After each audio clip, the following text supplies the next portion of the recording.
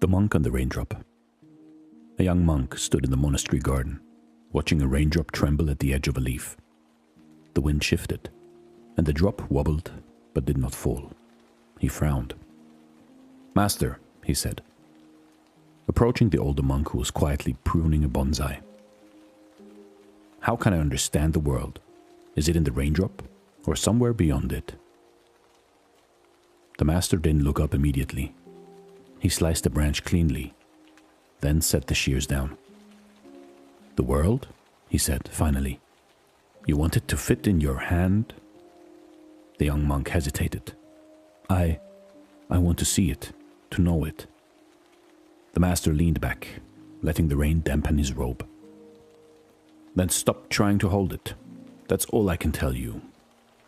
The monk watched the drop. It lingered, fragile and clear, reflecting the gray sky. He reached out instinctively, but his fingers barely brushed it, and the drop clung stubbornly to the leaf. He pulled his hand back. Frustration stirred, but he did not speak. "You are impatient," the master said. "I've watched you study stones, shadows, clouds, and you keep thinking seeing is understanding." The monk said nothing. The words felt like a rebuke, but also like an invitation. A breeze shook the branch. The raindrop fell into the soil with a tiny splash, lost among others that had already landed. The young monk stared.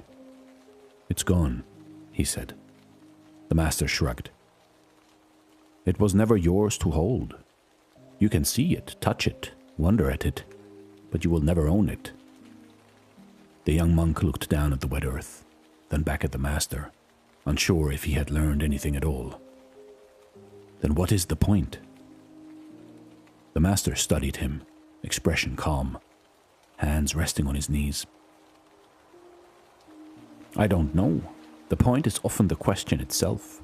Sometimes just standing here, noticing a raindrop fall, is enough." The young monk sat cross-legged on the damp grass. The rain continued, soft against his robes, soft against the earth. He watched the garden, the leaves, the subtle movements in the air. He felt no sudden insight, no flash of understanding, only the steady presence of the moment. The master continued pruning the bonsai, humming faintly to himself.